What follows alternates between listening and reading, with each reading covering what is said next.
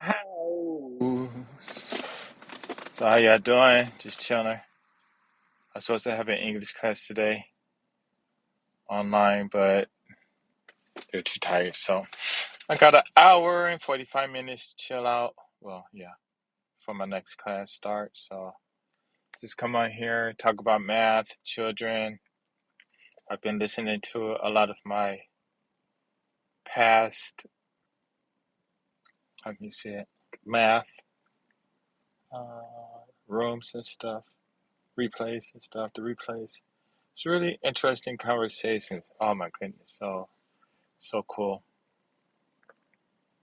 It's so cool. And listening to the adults and their comments about math and things like that. And a lot of them are like really, really interesting.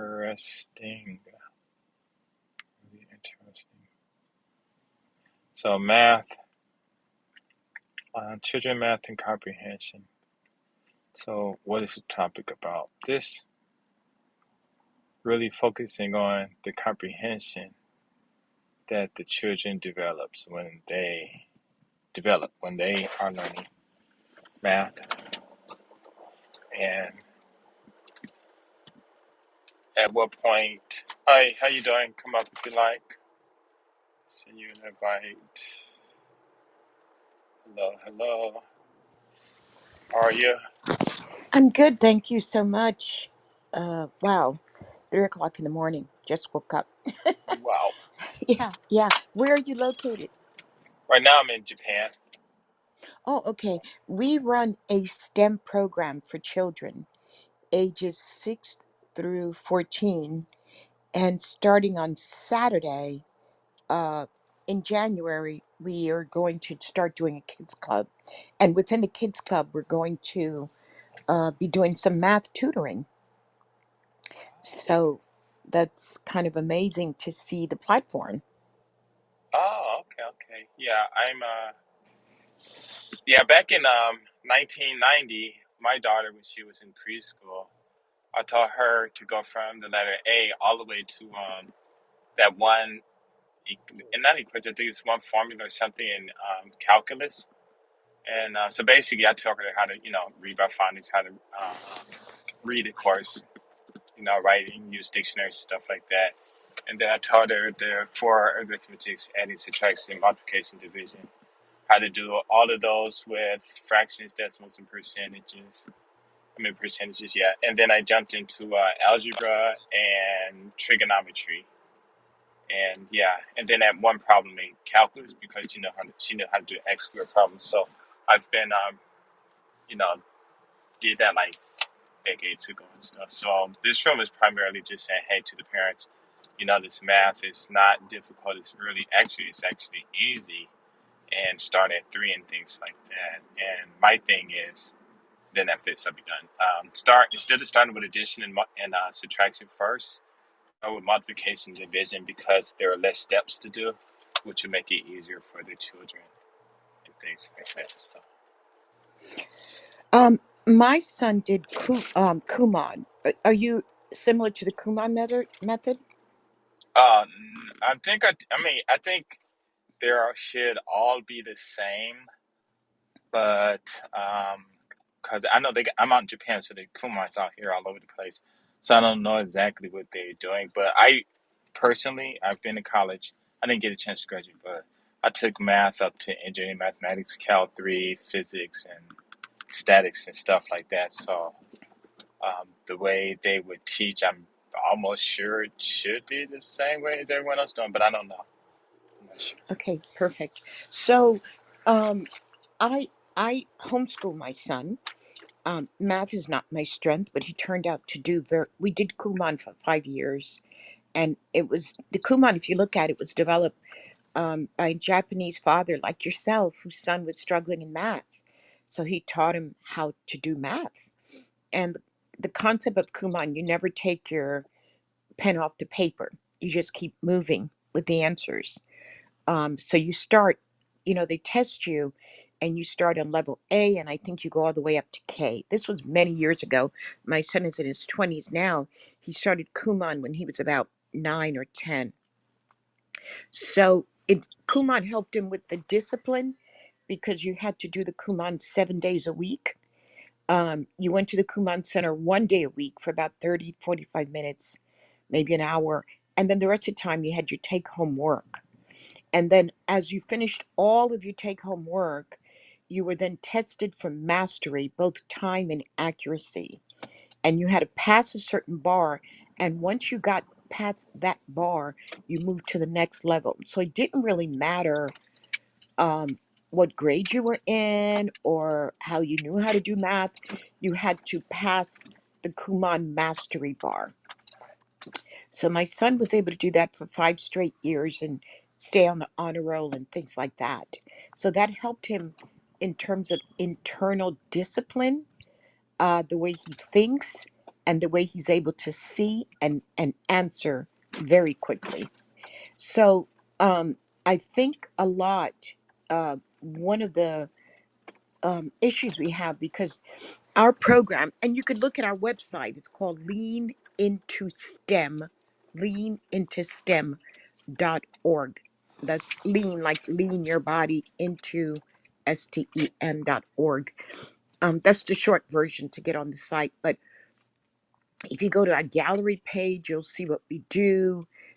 If you go, we do Lego robotics. We started adding art to attract more young ladies. We're doing animation. We want to add some SCAD to it.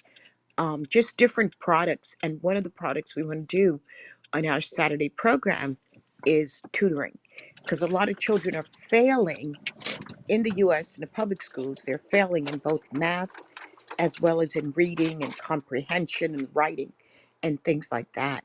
So we were looking, and also we wanted to teach them, eventually get to the point where we're teaching them basic, um, money management, basic financial principles. So even though you're in Japan, is there a way, do we Zoom you in to teach the children on Saturday? Do you we Zoom you in to train our instructors? How will it work? Oh, so you want me to teach? Well, Okay. no, whatever. In other words, Oh, how do we get into your system from where we are to where you are? hello, SK. Oh, wow. Yeah, I do. Yeah, okay. So basically, when I come on here, I can teach math. That's not a problem. But right now, I'm writing this book called 10 Days, and it's going to show parents, whether they understand mathematics or not, how to teach kids from 3 years old to go from multiplication to trigonometry, and that'll include sine, cosine, and tangent in 10 days. And just do it like do the first day, do whatever you can, just teaching 12 to 10 to 12 minutes 4 or 5 times a day, and that's it. And then the next day, go to the next page, and the kids will be able to progress. And then when you finish with the 10 days, just start over. So in 1 year, they'll be able to go through the book 36 times, I think it is. As far as tutoring, I could do that. That's not a problem, but I would just need to know what the parents want, because I don't know if you looked at my bio, but in my bio, that 3x squared plus 3 equals to 15, that's going to be part of the book, in my book. And I can show kids from 3 years old how to do that, but I can't show it that way because I need to hurry and finish the book first so I can get the copyrights and nobody won't claim it. But yeah, the math is pretty easy. Um, uh, No, I guess I okay. w- w- Looking, I wasn't expecting this when I just plugged into Clubhouse for a quick minute. Usually I don't plug in at this time of the morning. So I just woke up, looked at what's happening with the election, and then I plugged into Clubhouse. The focus here, this caught my attention, and hearing you speak, it reminds me that if we are to step our foot into tutoring, we have to do it a different way. We can't just do tutoring the traditional way, because the traditional way is not getting the fullness of the results. And so the whole thing just quickly reminded me that it was Kuman that helped my son along, in addition to what we were doing in homeschool or whatever was going on in the school, that helped all the children at the Kuman Center. Because 90 plus children in the Kuman Center are not homeschooled. Most of them go to either private or public school. A lot of them go to very high end public school or high end private school, because these are the kinds of parents that invest in the Kumon system. So the question is, you're located in Japan, correct? Yes. Okay. So you've developed this system, you taught it to your daughter, it's worked well. Now you're taking it further and doing a book and doing different things with it. How do we incorporate that in our tutorial system? Oh, okay. So what I taught my daughter, just I just taught her the normal way that everyone teach. So it wasn't that. What it was when I came home, I grabbed some paper and I sat down, and her mom was like, "What's going on?" I said, "I'm gonna teach our daughter how to read." And so she was like, "No, wait till she get to the first grade." So I'm like, "No, I'm not gonna do that." So I just started talking. And for the first month and a half, she came. Every day I came home from work, sat down for 1 hour, went through everything, and got up. And I never called her. And it took her about a month to a month and a half before she came and sat. Then when she came and sat on her own because she developed an interest for herself, then it was just downhill because I know how to teach the language, and like I said, I was taking calculus 3 at that time, so doing that was easy. But that's not the problem. I think the problem with homeschooling and schools and things like that, the problem is not that the children don't learn or anything like that, even though children don't. But I think the main thing is there's no respect. There are a lot of, and I'm not talking about you, but in the homes, the mothers and the kids and the fathers, there's this battle always going on. Um, the when the parents tell the children what to do, a lot of the children rebel and stuff. So I think that's probably the number one thing, and um, a lot of parents don't see it because I'm the parent, I'm the boss. You got to do what I say. But these kids are growing up every day, and each day that they grow up, they are developing their own character and their own strengths, and eventually they're going to say no because they have other things that they want to do that might be against or opposite of what the parents want them to do. So that's why I didn't say anything to her mom, and I didn't say anything to her. I just started writing, and she just came out, like I said. But another thing too is um, oh wow, how can I say this? I think a lot of parents, when not parents, but I say adults, when and this includes teachers and everybody who's an adult, when they're teaching math, I think a lot of them don't know what math is, what the definition of the word math, and they don't teach it to the children. I'm gonna ask you a question, but don't answer. Just you know, um, just think about it and look it up yourself, and maybe come back later. Because sometimes when I do that, it turns into an argument. But a lot of people, I ask them because they say math is hard. And so I asked them, well, what is math? What is the definition of math? And I've been asking that since 1997. To date, only 10 people told me the answer. So sometimes in this room, different people come in and we get into these battles. And well, they battle me, I just listen and stuff. And then I ask them a question, especially the PhD guys with mathematicians. And I'll ask them, when they get a little rude and stuff, I say, do you know what the word math means? And they always give me the definition, or I say, what's the definition of math?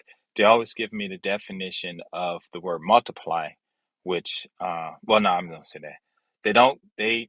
Sorry, my Japanese is trying to jump in my English. Okay, so I ask them what is the definition of math. They don't know. They can't tell me. They'll go look in the dictionary. They'll read that.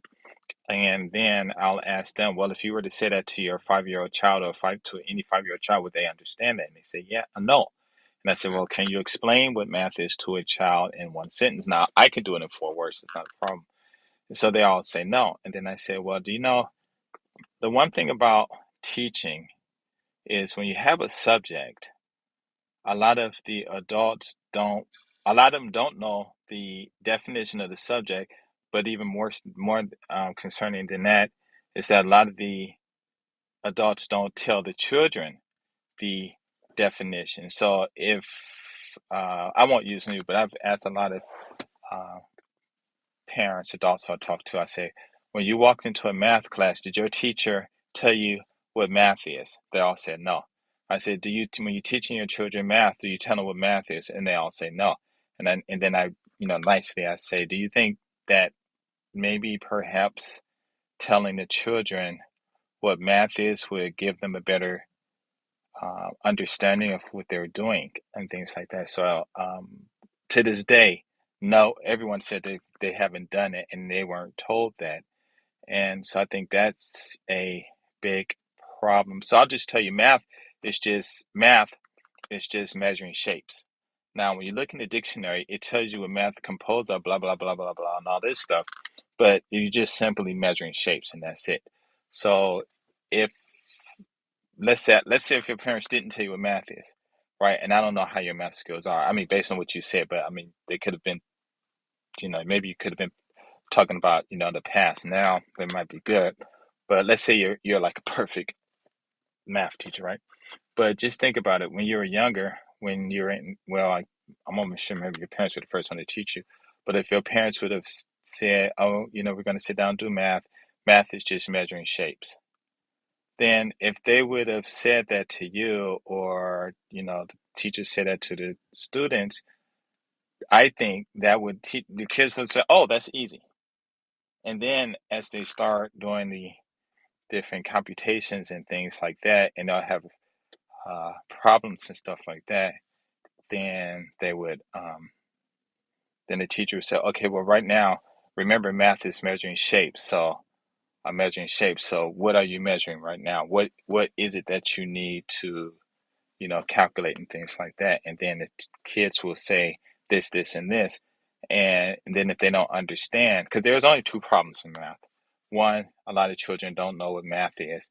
Number two, they don't comprehend the definition of the words. And when it comes to math, the vocabulary is very, very important. And a lot of adults, unfortunately, don't understand that. And when they're teaching, whatever capacity, that they're not really focusing in on the vocabulary, because a lot of people who I speak to in here, they always say, well, English and math, they're two different things, and they're not. So I have something I could say how I would tell them what to do where they're both the same, but I'm talking a lot, so let me stop right now, and I'll let you go ahead and speak if you have anything you want to say. I'm thinking, I just, I'm in the United States and I woke up to the election results, right? And my brain is going in several different directions. One of the motto of thank you, first of all, for the definition. Math is um is creating shapes, right? No, no, no. Or Measuring measuring shapes. shapes. What do you say? Math is measuring shapes. Measuring shapes. Yeah, I just wrote myself a text, but the replay is on, which is fabulous, so I can listen to this over and over again. But and I like your approach. It was very strategic and very foundational. What is? What is? Why? What is the why? What is the what is? What is the foundation? What is the basics? And that's one of the things we found in the Lego robotics. It allowed the children the creativity of the mind, but it also, Lego has found a way to take toys and infuse science, technology, engineering, and mathematics through the use of toys. So we have 90 something percent of children that walk in our room. They play with Legos. They may have a Lego room at home or a lot of Lego toys, but they've never taken it to the next step of learning how to build and program and run a competitive robot. And my son is a master at it, has become a master at it, and he's taught hundreds of children. You go into an economic desert community, and the children the mm, the thing that the children in the more affluent communities have, that the children in the desert economic communities do not have, is the base foundation. The base foundation is exposure, experience, ways of looking at things and experiencing things outside of the box or outside of the norm. So the children in the desert community, 99% of those have never played with a Lego. They may have seen a Lego commercial or Lego toy, but they do not have Legos at home. So they don't even have the basic building blocks to create a car or a Lego city or a Lego building or anything at all. So they don't play with those foundational pieces of building. And so we take them from zero all the way through. But we've also found, because of their capacity to learn, all the children, regardless of economic background, can walk into the room and all of them will build a phenomenal functioning robot, whether or not they've ever played with Legos before or not. They just they just all do. The only ones we find that don't do it are children that are disruptive. They either have a learning uh, problem, an attention problem, or a behavioral problem. So instead of participating and building and following the guidelines, they're running around the room, they're making trouble, they're hitting, they're taking things, they're yelling out, they're doing all kinds of disruptive behavior that we have to keep stopping, correcting, or finally at the end of the day, ask the parent not to bring them back. But when you move those children out of the room, regardless of the color of their skin, regardless of their economic status, regardless of their living environment or their schools, when you move those disruptive children out the room, every other child that is left become engaged and build beautiful, functional robot. You cannot look at a single robot and said this parent uh, father is an engineer and this parent mother works at the grocery store. You can't tell. So, which means the capacity of the mind is there for the children, but the foundation is missing. And you mentioned core foundational things, seeing your daughter capacity from a young age, and you began to strategically engage her, but you did it in a way that she came to you. You just set the foundation, you set the table, you set up the animation, you set up everything, and you just kept on at it until her interests grew and she came, Dad, what are you doing? And you were able to engage her. The other key that you said was the discipline of the children. So, which means that I have to infer that your daughter was disciplined to some extent to listen by the time she was 3 years old. And you're referring to children in that age group or older, and even older, that are still struggling with respect and discipline. And without those additional components, it's hard for them to sit to learn because they reject instructions. Just like they rejected in a social environment, they also rejected in an academic environment, because both environments are teaching. And so, you know, we have to look at that and say, wow, that is very, very interesting. If our children are innately or being trained to be disrespectful to the parent or big disrespectful to leadership, they're not positioned to learn. They can't. So that's the core problem that you just mentioned, is the initial engagement or the sustaining engagement that comes from receiving instruction or understanding your own limitations, and the fact that you have to receive instruction from others in order to learn and move forward. So, with that said, how do we go back? we can't take the children all back to newborns or toddlers. They're already 10, 11, 12, acting out. They started acting out at 3, 4, 5, 2, right? And they just act out more and more and more and more. So, how do we take children that are positioned to reject? How do we strategically take them back to positions to accept instructions and to learn? Okay. Let me see. So I'm saying different things. How do you think I am by my Um, voice? you mentioned you mentioned your daughter, you mentioned your wife. I would say you're in your 20s, late 20s. No, no, I'm 60 years old. Wow. Okay. Okay, so this was a process you started many, many, many years ago. Yeah, 1990, when my daughter 1990, was of course, 4 years old yeah. in the kindergarten. Okay. Okay. Yeah, your voice is young, very young.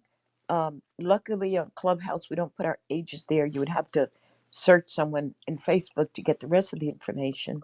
But most people, their images are a lot of people, their images are Photoshop images or glamour images.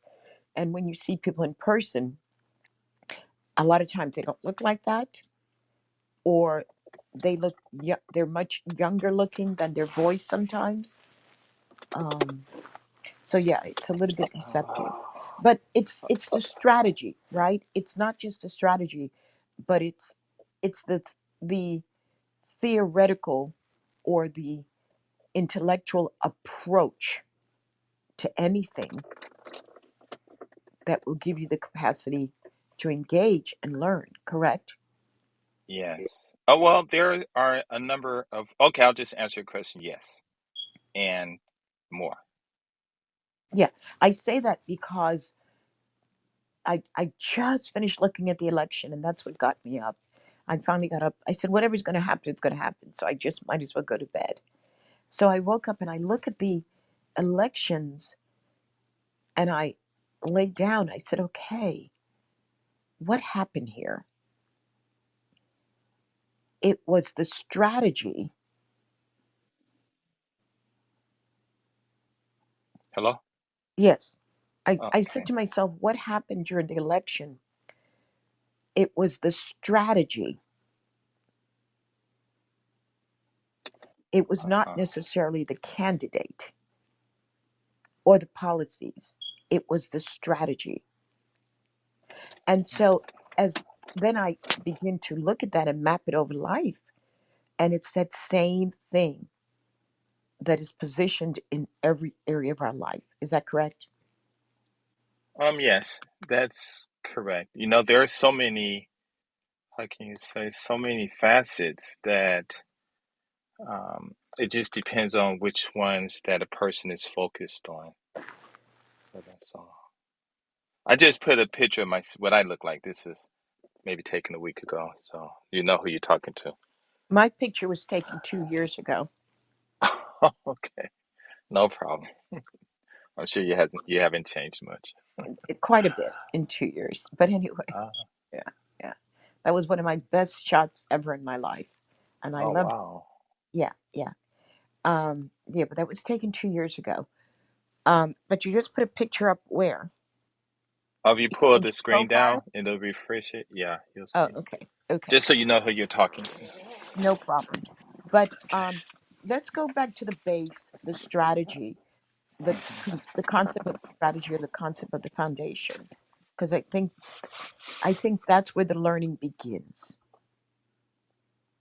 Hey, so do I have? Is it okay if I speak, or did you want to Oh, continue? sure, sure. Okay. So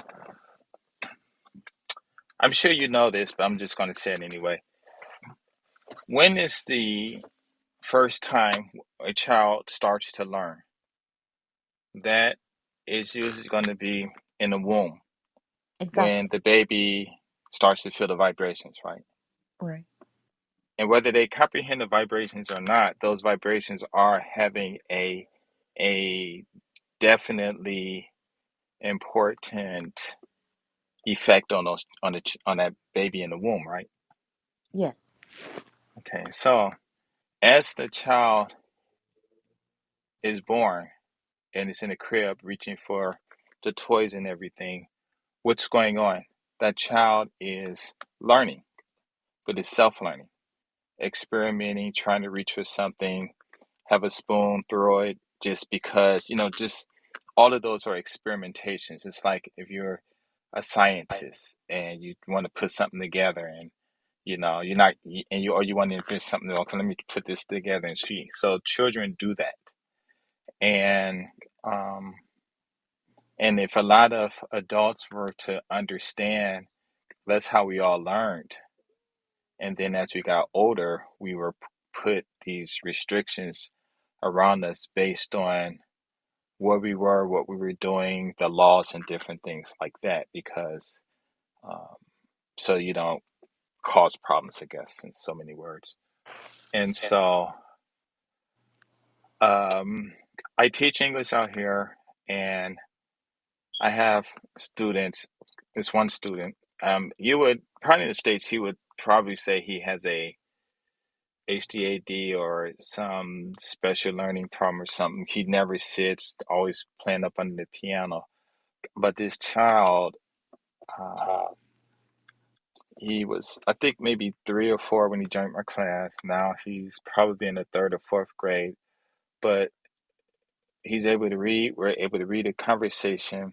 I'll ask him questions. He'll be able to answer. And he's Japanese, and I teach English, and I teach him how to, make questions, translate from Japanese to English, English back to Japanese, how to ask questions, answer questions, and I do this in kindergarten now in like a year. I think only 44 classes, 1 hour. And by the end of the year, they're able to take one English word and make their own simple action verb sentence, and they'll be able to, like if it's I eat an apple, they'll be able to tell me why I and eat are matched and why and apple are matched. The whole thing is what we as adults already know, but we probably don't think about it, is that when you're speaking and whoever's in the vicinity of your voice, they're hearing it, okay? And they're learning it. And a lot of times they might repeat it to themselves in their heads.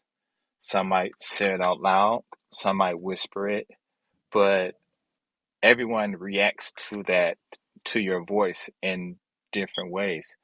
So when in your, because you're in a class, you can't do it like that. But because I work by myself, and um, the largest class I have is like 25 to 30 kindergarten kids and stuff, and I do everything by myself. The teachers, they just leave me. I just ask them, just don't bother me and stuff like that.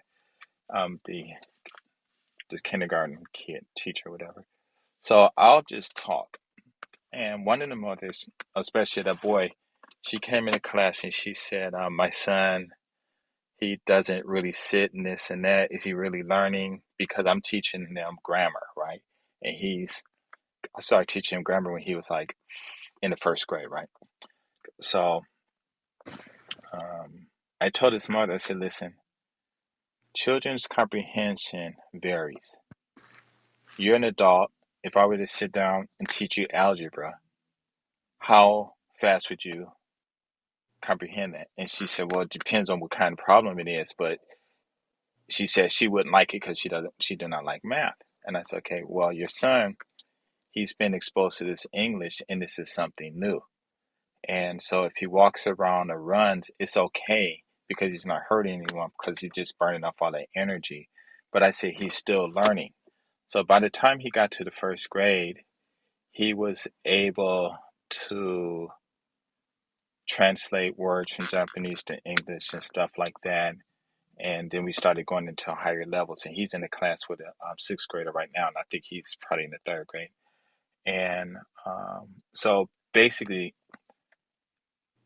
children, they hear you. But the thing is, and it just depends on what kind of arena you're in. I believe that adults should understand that they need to give children time to respond at their time to whatever is being shared. Now I know if you have a schedule and you have to do that, okay, that's fine. But still, regardless, some kids are going to take their time, some kids are going to be faster than others. But the fact is that that child is listening, means that they're learning.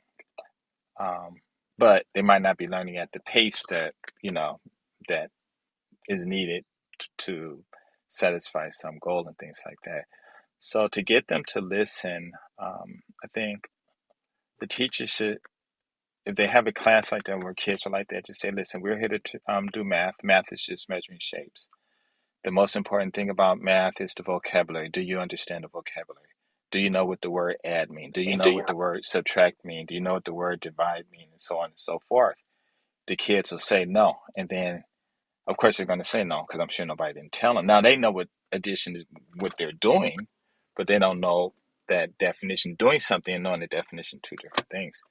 And then tell them what it means. And once you tell them what it means, then they're like, oh, okay.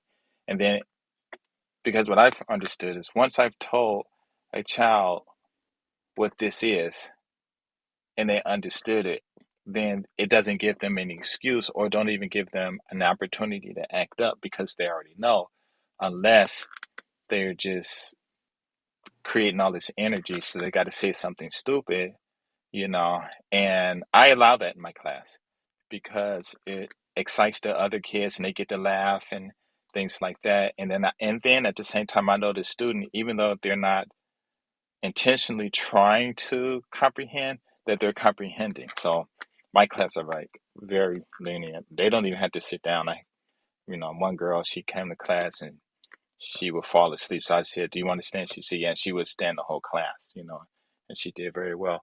So it just depends on what you want. But the children are learning, but they're all learning at a different pace.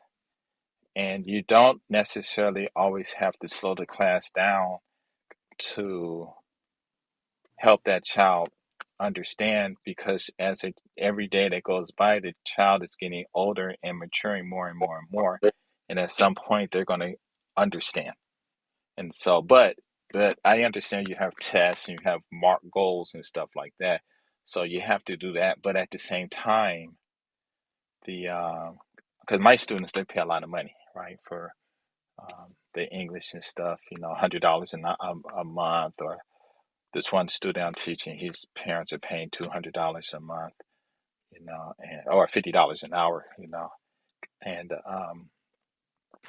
so it just depends. So what I'm saying is these kids are learning, but some of them aren't given a chance to express what they learn, or some people learn it, but they don't want to show that they know it, or they're learning and they might want to show, or different things like that. So the best thing to do in my position, I just say, okay, what is a noun? If they can tell me it's a person, a place, or a thing, fine.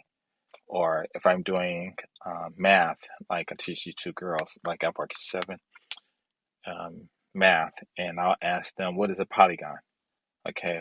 Or what is the properties, right? And if they don't know, then they have a separate notebook and they write the words down. And I tell them, listen, when it comes to math or anything that you do, that the number one problem is the vocabulary, because the vocabulary is telling you exactly what to do. So that goes by grammar. And I talk about grammar a lot of, especially when I teach English, because that's my main job. And a lot of and jump in at any time. A lot of the Peggy Geigy people here in Japan, we used to go back and forth, and they would just really be really rude because I teach kids from 2 years old. I start um, showing them, how to use dictionaries and stuff like that. I got a program how to do that and stuff like that. It's really cool. And then when I start teaching them grammar with nouns and verbs, they get mad saying it's too hard. And I'm like, well, that's only because you don't know what a noun is. So you don't know, no, not what a noun is, but you don't know what grammar means. And a lot of people I've asked that, and I think maybe one person told me what the word grammar mean, right? And that person was just a regular person, right? So it's going to be the vocabulary. Now I want to give you an example of how the importance of vocabulary and how it relates to math. So this statement, the boy eats an apple What is that sentence? What number does it equal to? What is its numerical value? I one apple. Okay, I need a number. One. Okay. So I'm gonna go through it and just I think after this maybe you might understand what I'm saying. So the word the is an indefinite, is a definite article. The word definite means specific or a space word would be special. So the word the actually means special and that the next noun that comes in it, whether it's going to be right after it or somewhere in the noun phrase in that group, that noun is going to be special to the speaker. In the dictionary, it tells us to use the if the other person know about the noun, but no one in America does do that. If it's special to us, then we'll say the. The word the, it is a singular and a plural article. Singular means one, plural means two, three, four. Question means more than one, but I'll just say two, three, four to infinity. So the word the, its numerical value is one, two, three, four to infinity. Then you have the word boy. Boy is a noun. It doesn't have an S at the end. And so it's going to be singular. Singular equals to one. So the boy, its numerical value is one. So now you have the, and then you have boy. The is equal to one, two, three, four to infinity. Boy is equal to one. Then you have the verb eats, and hopefully you know what the verb is. A lot of people ask what the verb is, they don't even know. They say it's almost like an infinitive. And I was like, no, it's something else. But eats, I say eats is an action verb. It has an S at the end, and it's singular. So the three words, the boy eats, thus numerical value is one, two, three, four to infinity. Boy is one, eat is one. Then you have the indefinite article and. In means not, definite means specific, or basically it's not special. And any noun that follows that and is not special to the speaker. And then because you're using and, the next word, or somewhere in there is going to be, well, apple. The next word is going to be a noun. There's no S at the end, so it's singular. Singular equals to one. And when you have a noun that has that is singular, then you have to check whether to use a, an, or the. And of course, the reason you use an and is because the and is because the vowel sounds I, A, E, O, U, and Apple's first sound, not letter, but the first sound is a vowel sound, so use and.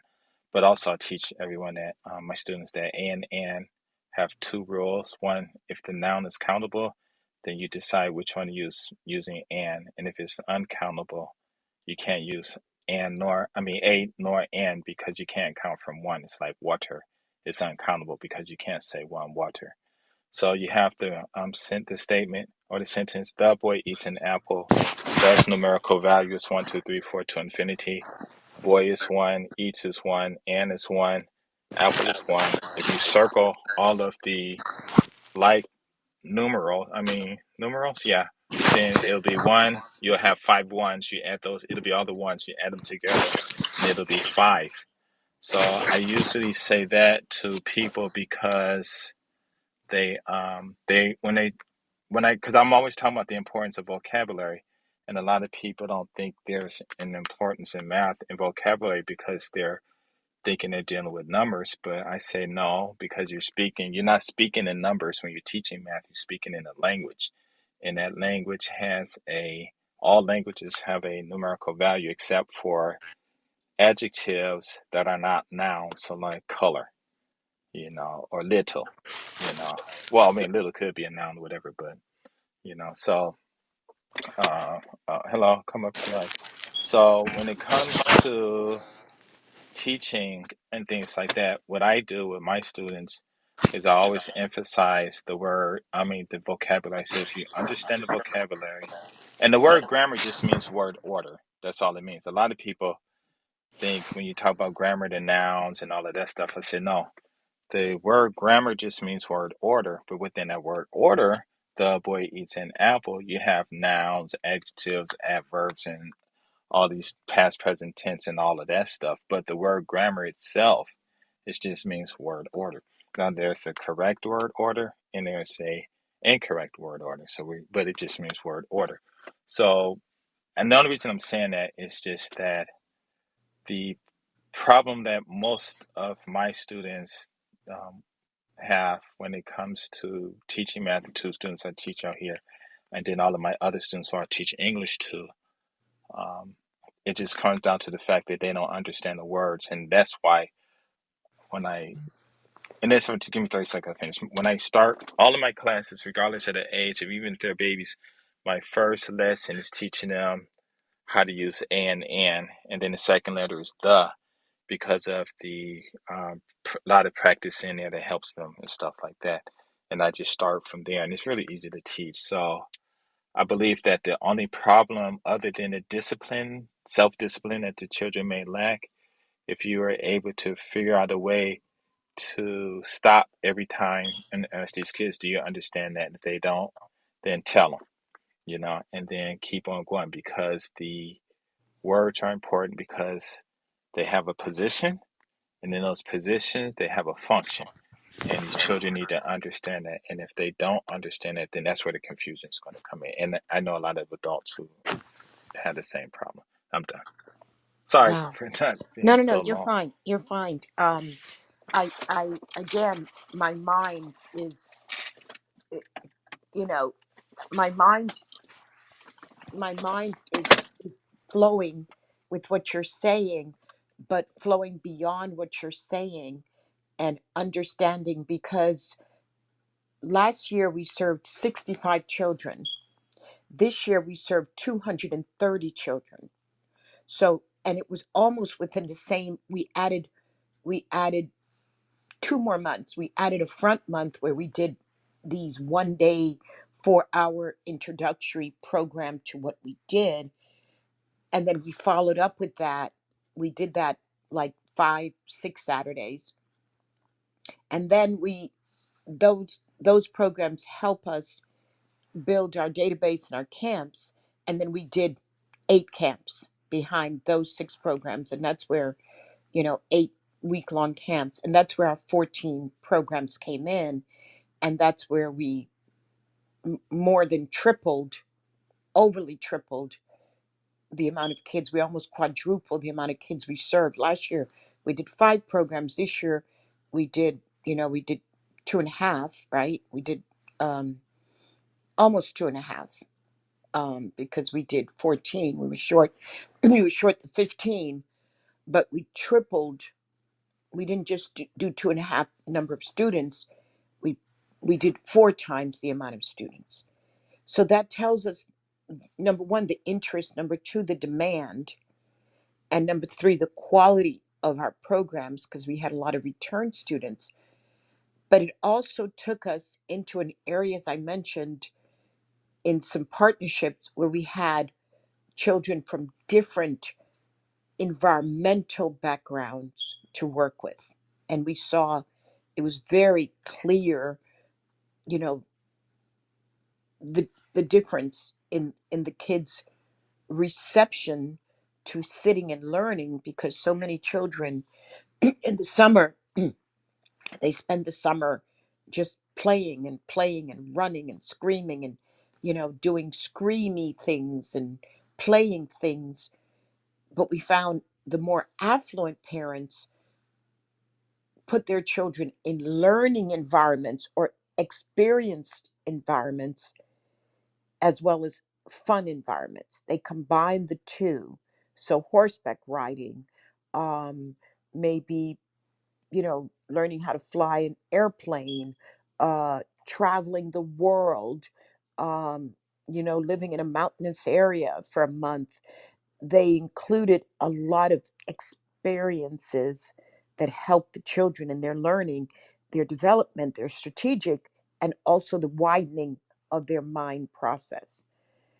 Children from urban communities, not only that's where they go to school and that's where they live, but that's where they experience their entire summer. Right there, same communities, same leadership, same people, same experiences, same noise, same words, same everything. Nothing changed except for the weather, the climate, but their environment continued to feed them the same. So you said some key things here. You said every time we speak, people listening to our voice. So the influence is going out in the atmosphere, and it's coming back into the minds or whatever of the children. So and you said a lot of very important things, and one of the other ones you said was they learn at their own pace. We figured that out in our camps. Some children that appear to be not really fast at grasping, in time they do grasp and they do get it and they do it. They everyone in the room executes at the end. um some might have gotten their robots to do more, some, more functions, some only got past the initial function, you know some got the concept and ran with it, and was able to make corrections to their robots very quickly. Some was slower, needed a little bit more help, but in the end everyone did it, got their robots programmed, running, and doing at least one mission or one function, one operational function with the robot. And it's really interesting what you're saying about the words, and teaching the children not just to hear the word, but to discern the word and take those words, process them, and then apply them. So it's that whole neuro linguistic programming coming back full circle in taking the children from where they are to where we're trying to, on the path we're trying to get them to go. And what this does, and I thank you because it puts the work that we're doing in sharper focus and a more strategic focus. And if we did not have that urban experience this summer, which initially threw me completely off guard because I was used to a more suburban environment, a more subdued environment, working with children to travel and have been places, and parents are looking for specific educational camps and STEM camps for their children, compared to a lot of our parents that the children are in the camp because of location or cost or whatever. It was two different environments, and the latter one jarred me at first because what's going on here? We're not used to this. We used to uh, registration of children that was very program specific, and it was jarring for me. But I remember my son, who's a master teacher, kept on saying to me, "Mom, they can do it. It's they just have to kind of acclimate themselves to a different environment, but they can do it." And one of the models that he used, or the model that he used to teach them, and it's been very effective for many years, he groups them in teams of two to make sure every child can touch and engage with the robot and the process of building, of design, build, programming. So we have smaller classes. The most we have is 12 or 14 kids in groups of two. So we have 7 tables, right? And groups of two per table. And so it's very collaborative. A lot of discussion is going on between the partners as they're building. And these are children 6 to 14. The average age is 6 to 12. So I'm sorry, the average age is 8 to 12. We get some 6 and 7 years old, but the average is 8, 9, 10, 11, 12. That four average. And to see the children, I remember one class we had, one camp we had several years ago. The parent, this little girl was 6, just just turned over the 6. And she would stop. She was the only girl in the class, but she would just stop in the middle of, he was instructing them on something, and she would just stop and start walking around the room, engaging in whatever else she saw in the room that interested her. a chair, a pillow, a robot built out in the corner, whatever it was. She would just literally just stop and start wandering the room. And I would say, no, no, no, she's got to come back to the chair. She's got to come back to the chair. She's got to come back to the chair to learn. And he would say to me, no, no, mom, she's okay. When she is ready, she will come back. When she's ready, she will come back. And that was so enlightening for me. At first, I didn't understand that concept.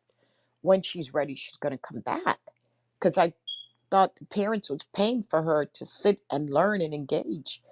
They weren't paying for her to walk around the room. So when I saw her walking around the room, I saw money being lost, time being lost. He saw a child that needed that in order to her comfortably engage in the rest of it.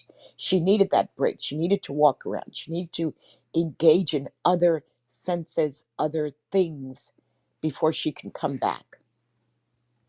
And so it's the same thing that you're teaching, that you have come to experience.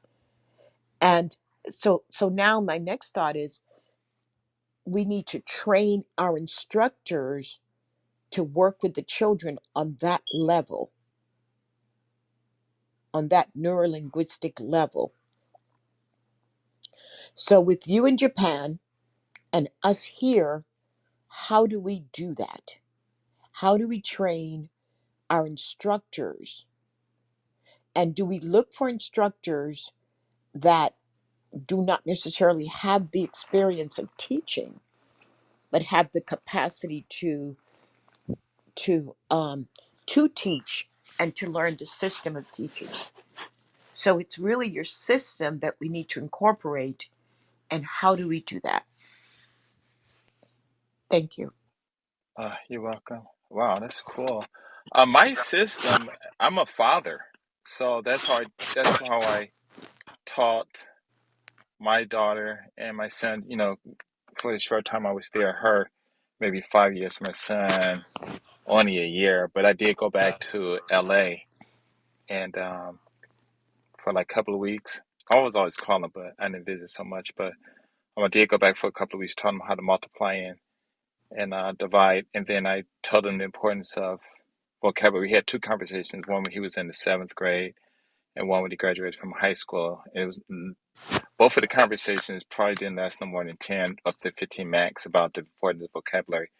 And in the 10th grade, he took that information. I mean, when he graduated from, it was 12th grade when he graduated from high school, he took that information and graduated number one in the university that he went to in some school up in Northern California. Were So, you or are some you excuse university. me, are you originally from the United? Yeah, yes, yes. I was born in, we're Aboriginal, I'm sorry, what did you I say? guess Indians. We're Aboriginal. We're not like from Africa or anything. Our native land is in America. And I was born in Ann Arbor in '64, and then out of the hospital right to Detroit. And Detroit made me smart in vocabulary and math. And I should have started algebra in the fifth grade, but mom moved, so I didn't get to start until the sixth grade. But the reason I was able to teach sixth grade is because that same year, Detroit changed their graduation from elementary school from the sixth grade to the fifth grade. And then when sixth grade, you go to junior high school. So that's when I was able to start the higher levels of math. When you talk about, I wanted to comment on the affluent and stuff. When I moved from LA, I mean, from Detroit to Los Angeles, we moved to Westwood. That's where UCLA is. And I live literally like 2 3 minute walk from the west side of the campus. And that would be on Gailey and stuff. And I went to school up in Bel Air. And if you don't believe me, it should be a photo. I graduated in 1976. If you find me, I'll be the black. If you find the picture, I'll be the black kid in the center of the picture with a frown on his face. Barry Gordy's son, Rockwell, he's in there. And then there's another white guy. I think he had an afro or something, curly hair, freckles dude. And me and him were best friends. But all three of us used to hang out because them two lived up in Bel Air and stuff. And what it is about the affluent rich areas. When I was living over in that area, this is like in the 70s, like 76 to maybe 77, or I forget exactly when. But it was from sixth grade to eighth grade, half of eighth grade, and half of the sixth grade. It was like 4 months of school when I went there. And what I noticed was in the black neighborhoods and living over there in those affluent areas, the kids, none of them wanted to study. The biggest thing was in the black neighborhoods, I guess, urban is whatever proper nomenclature, adjective is fine. Uh, the parents, black parents, they would tell their children to study, and you know, um, of course, arguments would ensue. But in those affluent areas, those white people told their kids to study, and the kids would tell them no and cuss them out. And I noticed that what the parents did, um, they brought their vocabulary for whatever jobs they were doing, whether they were movie stars, dentists, lawyers, politicians, whatever. The vocabulary that they used at home, at work, they brought it home because a lot of the kids weren't studying and stuff. And so when I went over there, my vocabulary was already huge from Detroit, but it just got even further because now different homes that I went to, I got to learn different types of vocabulary.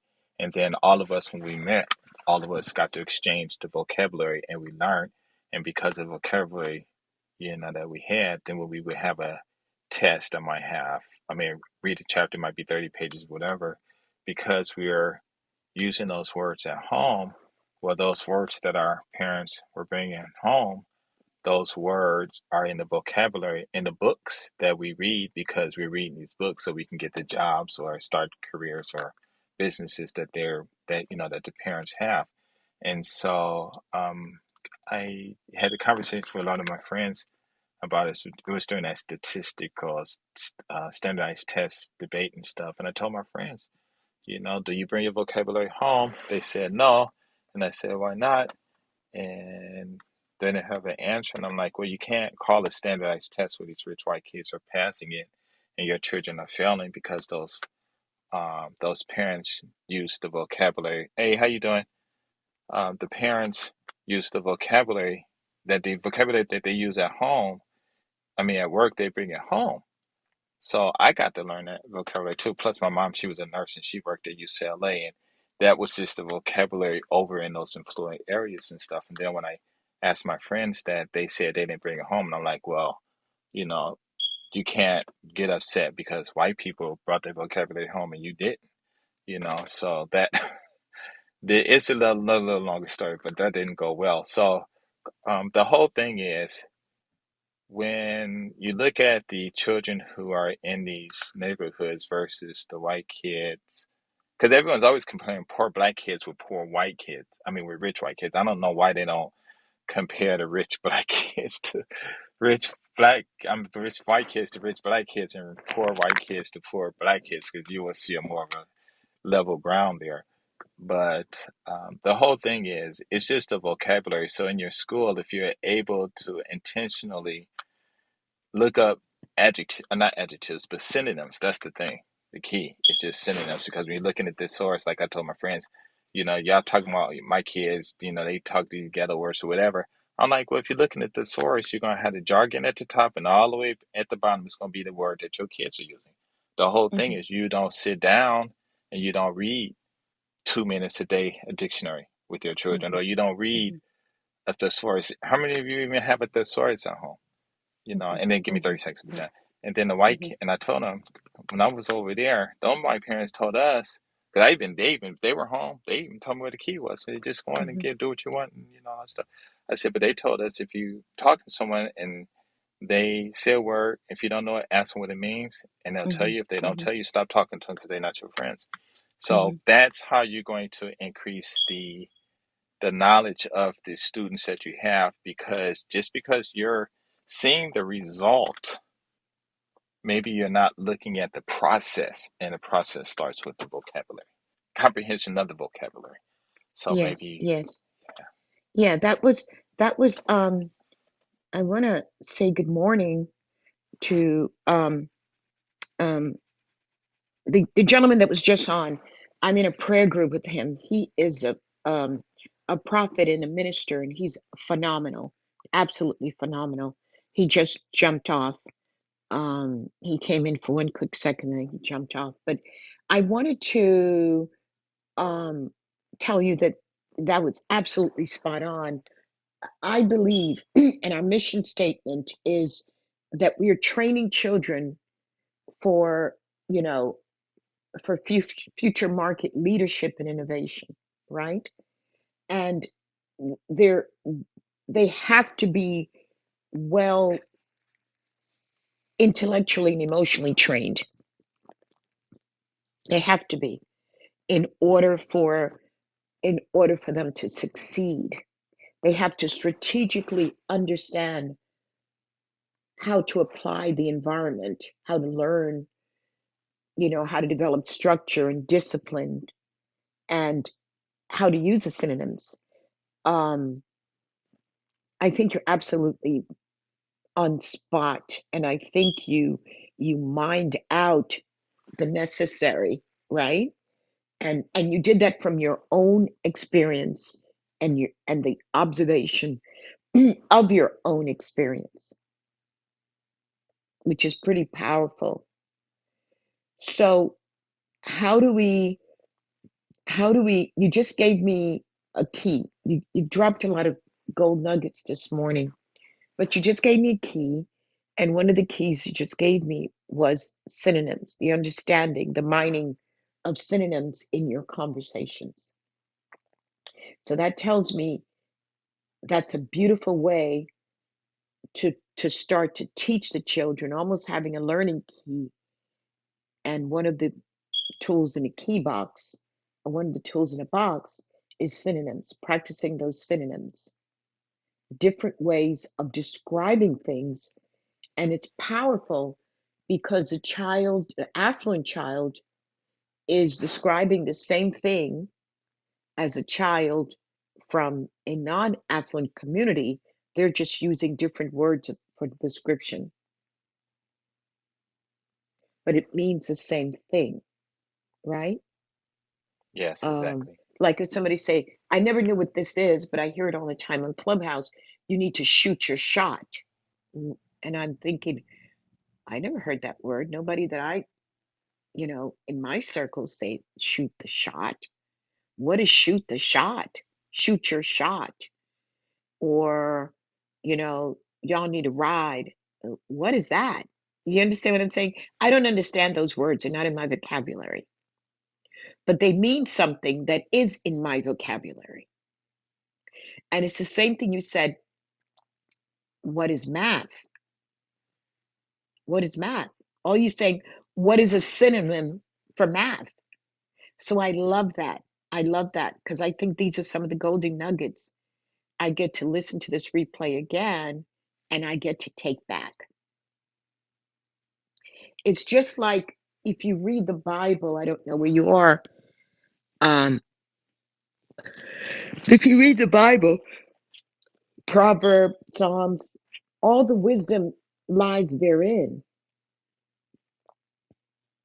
It's just maybe stated differently, but all the wisdom lies therein.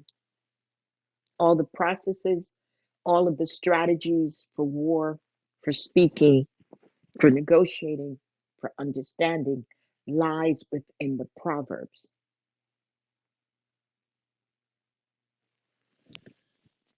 Um, Uh, okay. lies within When the you proverb. okay. But go ahead. Yeah. Yeah. I used to when I lived out in Venice. I used to walk down the street reading dictionaries and my Bible. I'm like 6'2" and stuff. My friends were like, "Why you always reading the Bible? Why you always reading the dictionary?" And I would reply, "Why are you not reading the Bible? And why are you not reading the dictionary?" Mhm, mhm, mhm, But mhm. yeah, there's yeah. I mean, it's really a simple solution. But the thing is just because it's simple, it still needs that work to be put in. And one thing that a lot of people don't really, I mean, I'm sure they're aware of it, but the number one burden, I guess, or difficulty is time. How long is it going to take for a student to comprehend? Or how long is it going to take a teacher to finally explain something to a child where that child can say, aha, now I understand. So those are the biggest problems. They're just simple things, but they take time to Okay. digest or comprehend. So, So we go back to the center, and we go back to the beginning. We go back to the point of interest that connected us. How do we take what you have learned, the experience you've had in teaching, the successes you've had? How do we map that over into our program? How do we incorporate that? You're not going to have the full gamut of what you bring to the table because you said you started in the 90s. So that was 30 something years ago. You started. So I can't catch up to 30 years of your experience and training, and which started many years before that, right? But how can I encapsulate not some, how can we model that? Do you have it in a system that we can begin to teach our instructors, or can you teach them via Zoom for us and we pay you to do that so that we can begin to get the results, tap into the results that you're getting with your students? oh, okay, I guess I could do it, but um, it's really simple. I mean, I But could it's do it, simple, but it I'll has to just, be simple coming from you. You're the yeah. master of it. You're the master of it. So you can teach them how to master the simplicity of it. But we still need a teacher to bring it in, explain it conceptually, and then show it, and then we begin to our instructors, you know, receive the instruction from you over a period of time, meaning maybe a month, we do a 4 week program or 6 week to prepare them to engage with the students in our kids club. Oh, I've never been asked this before. Yeah, okay. So if I were to do it, it would be more or less, I would ask them a bunch of questions. Okay, how competent do you think you are in what you're doing? How do you like what you're doing? What's the most important um, things that is difficult for you or that's easy for you? And not difficult that you don't, it doesn't mean that you can't do it. You might can do everything, but let's say like difficult just means that, how can I say that? It means that you have to take more steps to do it. So for instance, and of course that's difficult to comprehend. So I like to do it the opposite way. Easy, math is easy. A lot of people say it's not easy, and then they get upset. Math ain't easy. Why you keep saying it's easy? And then I say, well, how do you get to easy? No, I said, how do you get to easy? Practice, okay? And then when Mm-hmm. something's easy, what is it? Well, it means it's easy because there's less steps to do. Mm-hmm. So walking, taking 5 steps or taking Mm-hmm. 10 steps, which is Mm-hmm. difficult, which Mm-hmm. is easy, Mm-hmm. So easy just means less time. So those are the kinds of things that, because people don't, like I said, it's going to be a whole bunch of vocabulary, playing with these words and things like that. And then when it comes to the children, they're going to go through the same thing because they're only mimicking what the adults do, what their parents do, and what teachers tell them to do. And so at some point, we as adults are going to say, okay, wait, we need to relax and say, hey, maybe this kid learned this from somebody else, but the way that person taught it to the child didn't. exactly comprehend 100%, that will, Mhm. or even if they don't comprehend 100%, but they didn't Mhm. comprehend it in a way where where they're at ease. Even if they make a mistake, they can laugh about it. Mhm. Okay, I made a mistake and things like that. Because some people make mistakes and they cry, and that's not good. And so it's going to be based on I don't know how to say this, but I'll just say it, repairing the Mhm. teacher's own Mhm. Mhm. um, lacks that they didn't Mhm. fulfill in their own Mhm. mind. So those Mhm. have to come out. And I have a room like this. It's called but Math for Young. Um, I think it's the same thing like this, but it just has adults. And I opened it up 5 times. Three of the times I opened it up, it was called "Get Rid of Your Childhood Math Traumas." And the adults who came in there, they were just screaming and crying about the horrific things that they had to go through at school and their parents did when they were learning math. And I'm talking about these people are as old as I was, just crying, men and women. And it was so stressing. I'm like, wow, I didn't know it was built up like that.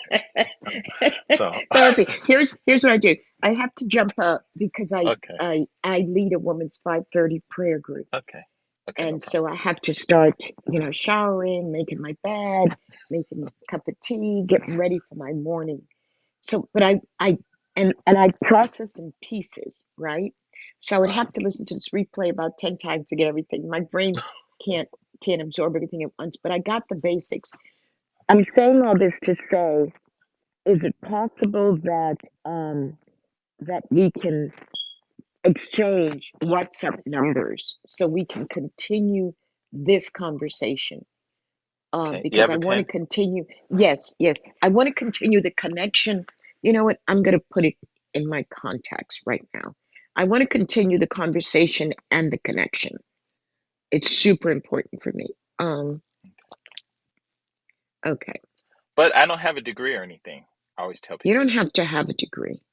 Okay, The okay. degree Well, is when you're not ready, what let me know. teaches the kids. Is the degree is not what teach the kids. Don't teach through a degree.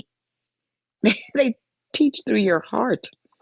Right. Okay, right? They don't. Degree is not what teaches them. Okay, what's your first name? Ralph, Ralph. yes. Dunkins and Junior. D U N K I D-U-N-C. N. No, no, no. C-A-N-S.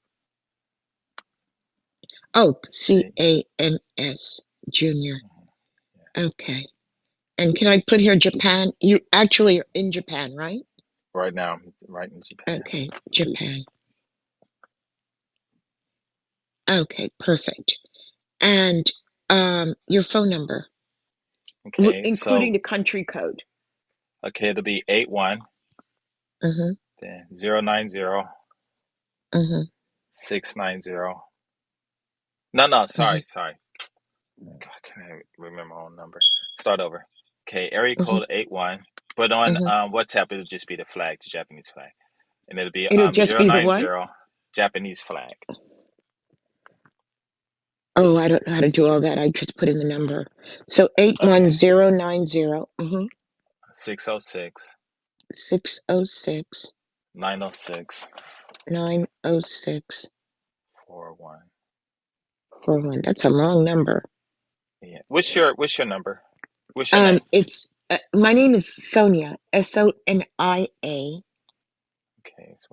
Okay, Sonia. The S last name O is Wig. N I A. Uh-huh. The last name is Wignall. Wig as in girl.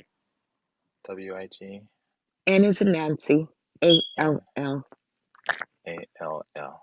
Okay. Yeah. I'm Man. yeah, I'm co-founder and chairman of Diaspora Global Foundation. The Okay. lean into STEM is just a short, quick way to get onto the website. But once you get Oh, on, it'll say Diaspora Global Foundation.